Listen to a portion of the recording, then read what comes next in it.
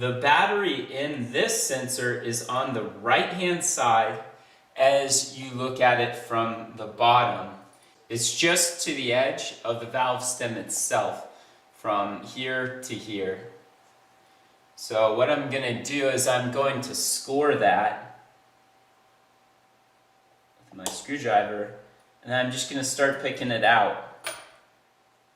So there we've cleared out the back side of the battery. Now we need to dig down along the edges of it. Just want to make sure you don't score up along the edge with the circuit board towards the middle of the sensor there.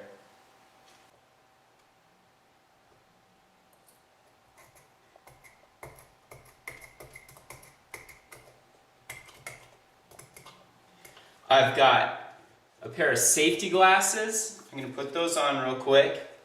And some old kitchen gloves here.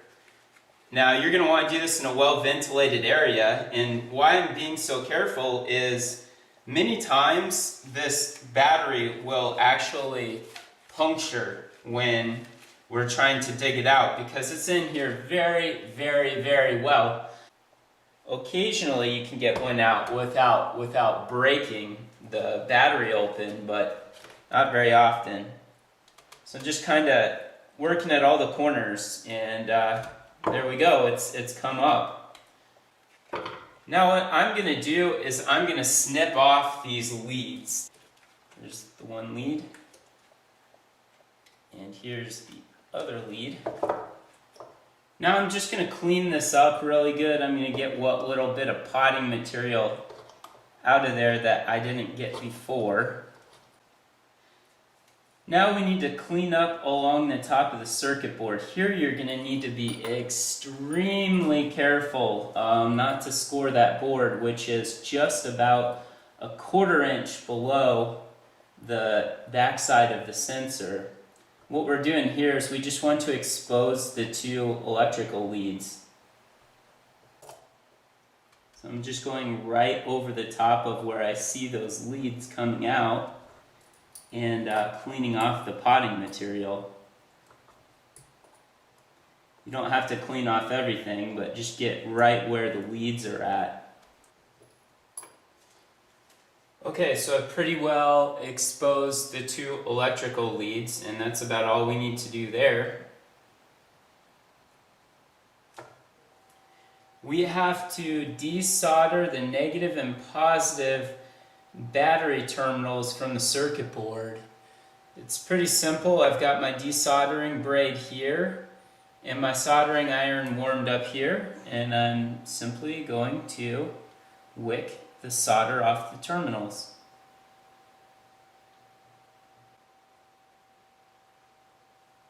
So the first terminal is done. Now I need to get the second terminal.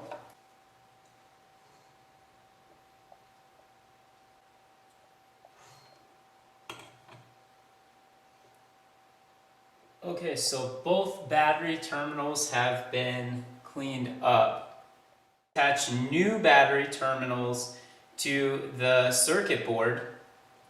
It's quite simple. I've got a very small gauge wire here. You can pick these up at Radio Shack. I've got a red and I've got a black one for negative and positive.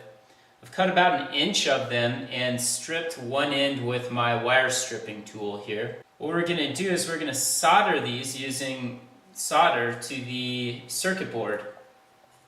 Now, I like to use black for the negative terminal, and the negative terminal is closest to the valve stem. It's this one at the end of my fingernail here.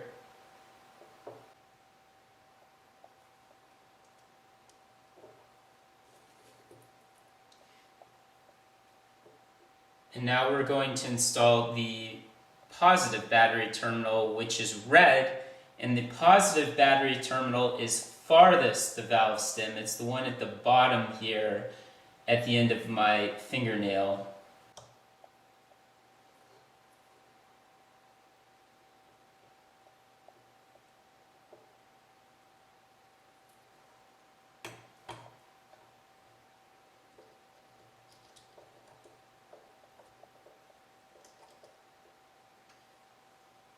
So now we've got both the negative and positive battery terminals installed in the sensor. I've got the new battery here. This is a CR24773 3-volt coin battery. What we're going to do now is we're going to test fit that battery in our sensor. It's a pretty tight fit, but she goes right in there. You can notice. And what you're looking for is you want it to be below the surface of the backside of the battery. Before I actually install the battery, I like to pot or put the non-conductive electrical tape glue on the sides of the battery just to reduce the risk of shorting the battery out.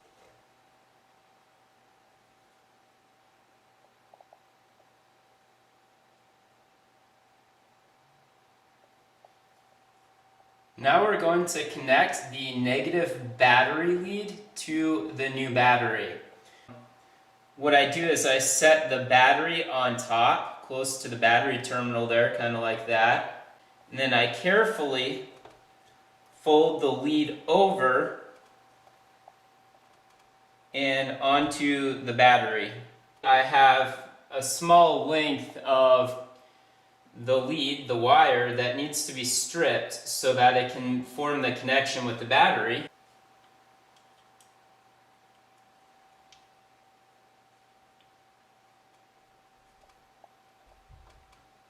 There we go. We've now got the battery terminal folded over and onto the battery. So now comes the wire glue. This is special conductive glue. I'm going to apply that to the lead. It doesn't take much. I just use a plastic utensil here. This is a plastic knife. You will want to let that dry for quite a while. The electrical wire glue, the conductive glue, has set up on the negative battery terminal. Take the non-conductive brush-on electrical tape and lightly coat the negative side of the battery. This helps both reinforce and protect the connection with the negative battery terminal.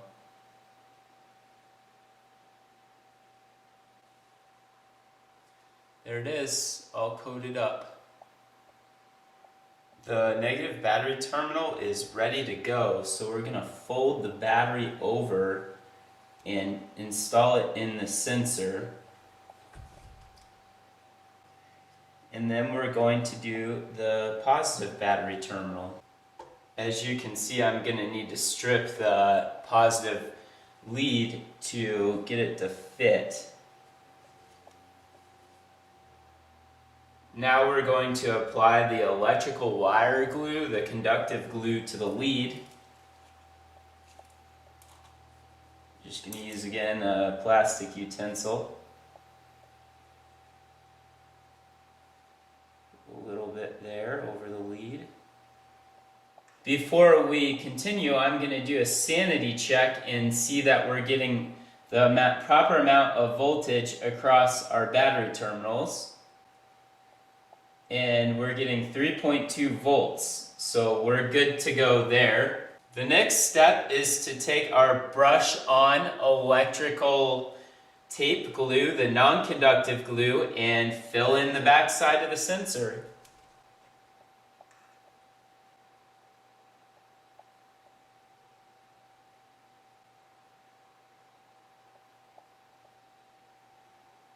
Okay, we've got about 3 coats of electrical tape glue, non-conductive glue, in the backside of the sensor. It takes several coats, so don't get discouraged, take your time, and do it well. Okay, here we are. This is about 5 to 6 coats of electrical tape glue. It has set up, and our sensor is now complete. This is a new valve stem core. I've also got a new O-ring, rubber O-ring for the end of the tire pressure sensor, the seal there. That is a 5/8 outside diameter, 7/16 inside diameter, and 3/32 inch thickness. I've got a valve stem tool here. You can get that at your auto parts store. And I've got a small screwdriver, regular screwdriver, to get the old valve stem seal off. So let's get started. I'm going to unscrew the valve stem cap, the retaining nut, and now I'm going to take that rubber seal off, the old rubber seal. Before I take the valve stem core out, I like to clean off the valve stem itself with some Goo Off. You'll want to do this in a well-ventilated area. Scrub it down real good.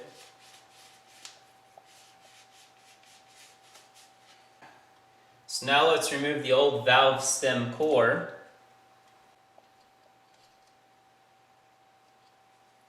And before we do install the new one, there's a thread cleaner, a tap here on the valve stem tool. So we're going to re-tap or re-clean the threads on the inside of the sensor here, on the end of the valve stem.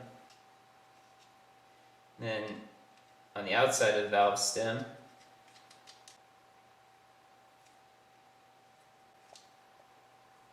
And now we're going to install the new valve stem.